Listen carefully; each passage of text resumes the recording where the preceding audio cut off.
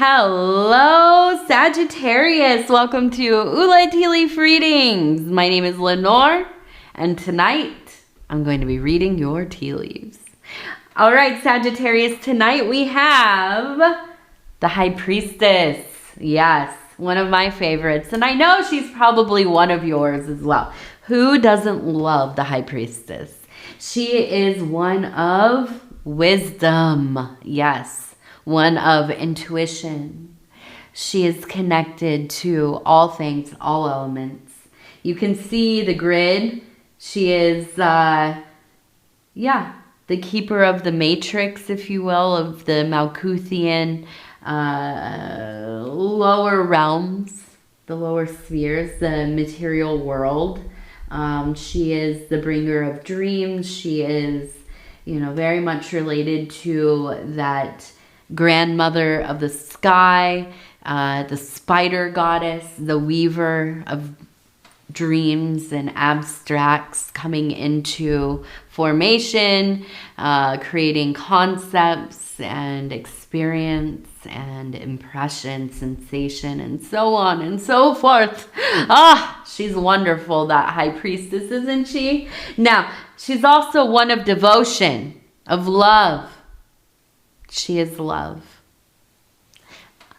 You could argue that all the archetypes are love. We are all love. Everything is love. All right, here we go. We're going to spin this thing. We're going to knock on it. We're going to see what these tea leaves want to tell us tonight. And I want to tell you, I love you. I also want to tell you, I thank you for deciding to click on this reading. It is always such a huge honor for me to be able to bring these messages to you.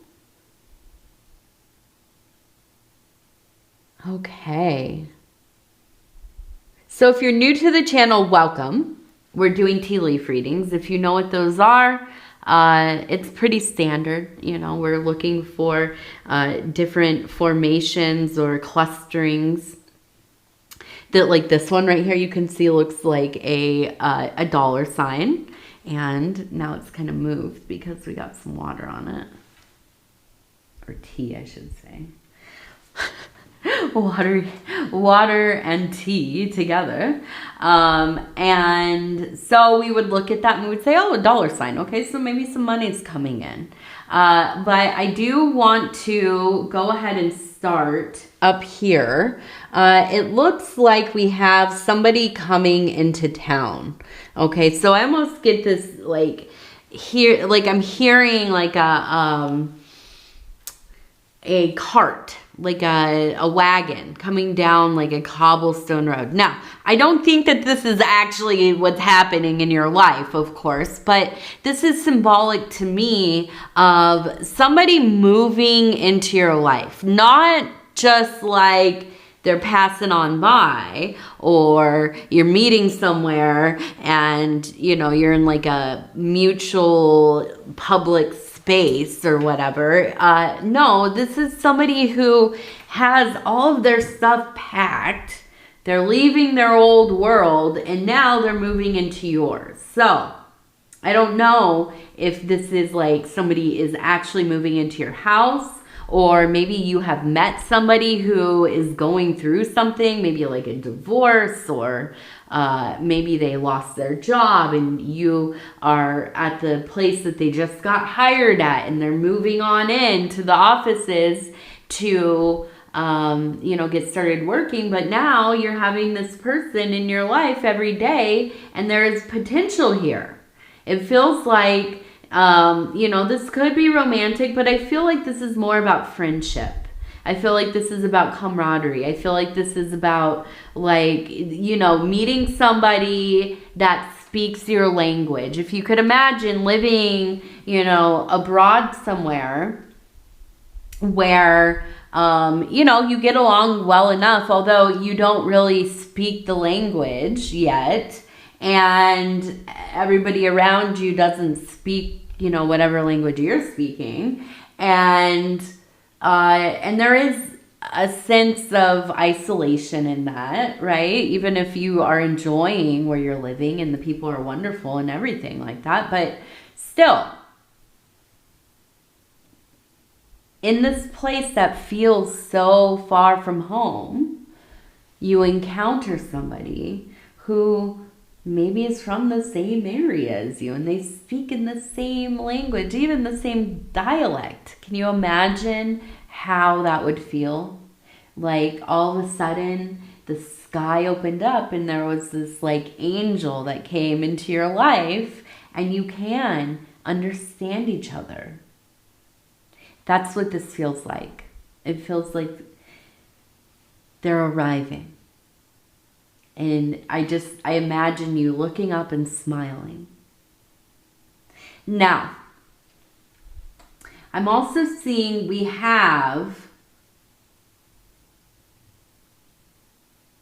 the letters D-A-N. So I think it's Dan. It could be Danny because we also have a Y up here. So Dan, Danny. That seems like an important name for you. Somebody named Danny or Dan.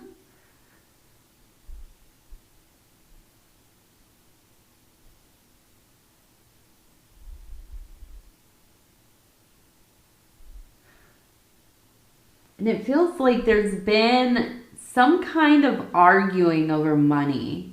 We have a dragon.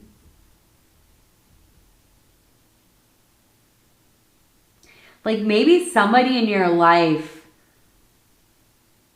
really kind of coming at you because they feel like you are guarding the money. Like you're in control of the money and you're keeping it from us and can you just give me a little bit of money? Maybe your kids. This feels like something your kid might say, or spouse, or something like this. But I feel like you're the one likely that is really responsible with trying to get everything paid off and, making sure if you have a little bit of money, you're doing something useful with it or investing it or saving it or whatever, right? Where you're maybe surrounded by people who are irresponsible with money. And I feel like this is a source of a lot of stress for you. Okay. I'm seeing like this question mark, like, what do I do? What do I do? So, in these situations with the finances, I know even if you have like a financial like plan roughly, that doesn't always make you feel better because oftentimes it's like, man, this is like, if it's like the standard amount that you're getting a month, this is like an ideal plan because there's always going to be, things that come up and, it always feels like I could be making more, I should be making more.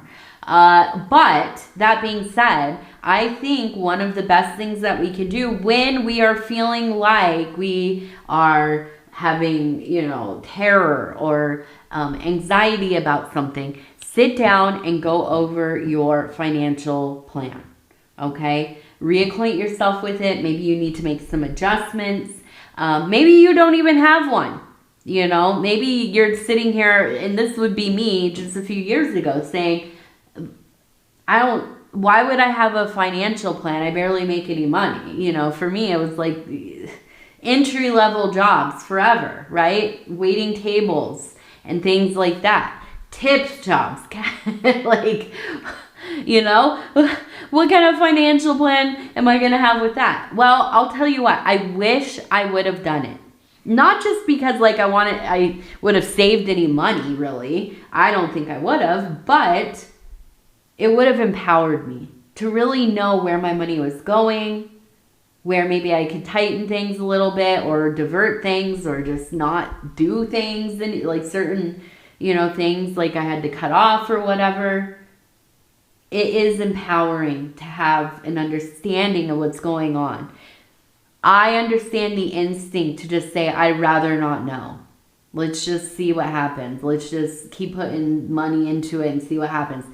You will be bleeding, 50 cents here, $1 here, whatever. It adds up. it adds up. So do a financial plan or reacquaint yourself with yours. Find your resolve again. It doesn't matter if people understand how you're running your finances.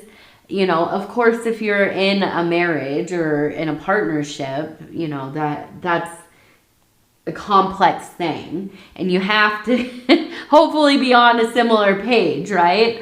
But I think it's important to have all the information so that you can work with it. Oh, I need a drink. You guys, I'm quitting sody again.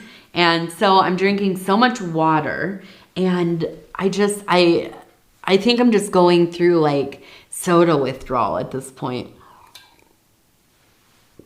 Because I'm drinking a ton of water. And I just really want some caffeine. I want some like sparkly stuff. And it just, I don't know. I'm trying not to replace it with soda water. Even though I like soda water, but I don't want to get like going on that, you know? Okay, let's see. We have the letter E. Like a name with an E. Repeated. And also the name Amy. A-M-Y. Amy.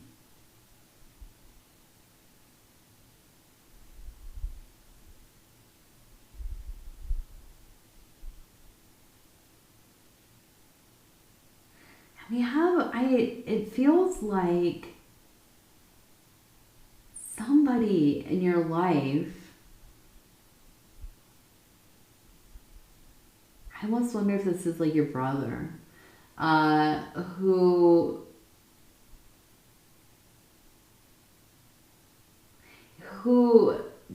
I keep seeing like cut down flowers or cut down bushes or something just to be mean. And I don't know why it's coming up now, but we have a person kind of like crying. We have a person over here with the knife, and we have the flowers over here. So I kind of almost feel like this is like a core memory that you hold on to about this person. And I feel like it's something that like you just can't get over.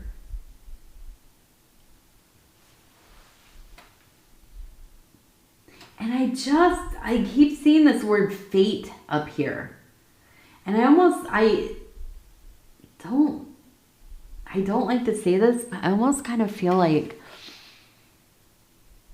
something is happening in their life, and you remembering back to when they destroyed something of yours, it kind of is like that is the person that they kind of dwell in, that destructive, kind of narcissistic, like throwing tantrums and being mean and doing that whole cover up. Oh, I was just joking. Oh, can you take a joke?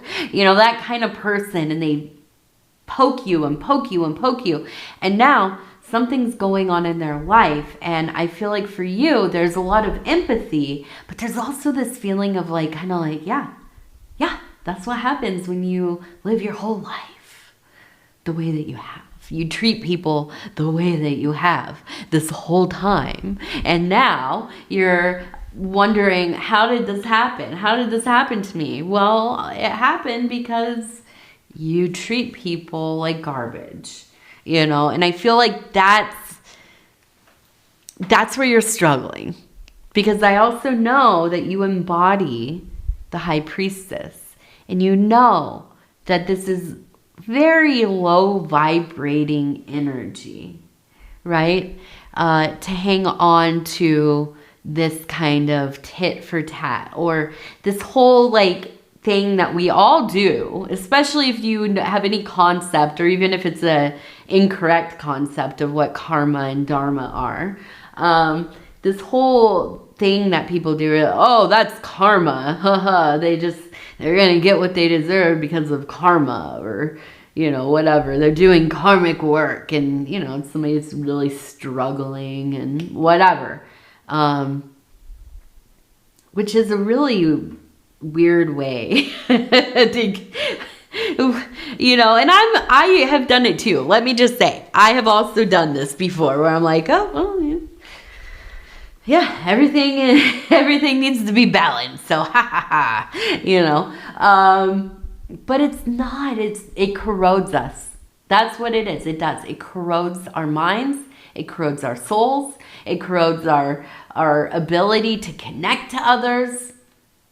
You know, it's not the way we should be thinking about things, in my silly little opinion, you know. But at the same time, you know, I can understand watching somebody continually do wrong most of your lives, and then finally something happens and they kind of are getting a taste of their own medicine. I can understand how you might want to swim in that a little bit, you know. But at the same time, Sagittarius, you are better than most of us. You really are. So do not succumb to the base, you know, instinct of kind of relishing somebody else's hardship. Because ultimately, you're too pure of heart. I know. You're saying, yeah, right, Lenor. You are. I think of Sagittarius people as little angels, and you will not tell me any different. But, you know, ultimately, you know, it's not a fun place. It's kind of like swimming in the mud, right? It's not really, it seems though like a good idea. Like, oh, that looks cool. And then, you know what? It's not even like swimming in the mud. It's like, have you ever read about Woodstock? How, well, I don't even know if in the original Woodstock they had porta potties. Maybe they did. I don't know. Anyways, they were all in this mud. Maybe I'm thinking of also Woodstock 99. But they were all in this mud.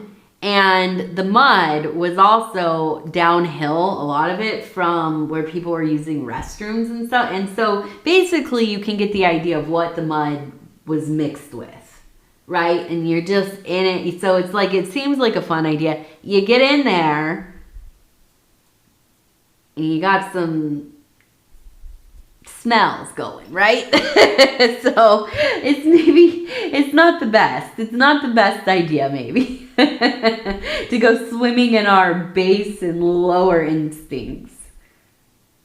Okay, so I feel like you have somebody in your life. I feel like they dress beautifully. This feels more feminine. Like maybe it's you. I feel like just flowers and puffy dresses and kittens and, you know, just kind of a girly girl type of feeling. And I feel like this is like the sunshine when they walk in the room. So maybe it's like a daughter or a beloved or, you know, somebody, a niece, a best friend. And so I feel like this is a really important energy to lean into, because I feel like this is where there is unchallenged happiness, right? Just unchallenged happiness. Now I'm going to have to end without doing any extra cards. We're just going to do our 3 lucky numbers. Number 36, number 34, number 31, 36, 34, 31 as our lucky numbers. All right, Sagittarius, I love you. I love you. I love you. Thank you for being here today. If you want to like, subscribe, or leave a comment, I would love to hear from you. Other than that, I'm going to say it again. I love you. I love you. I love you. We'll talk again soon. Take care of yourself. Good night. Good night. Good night.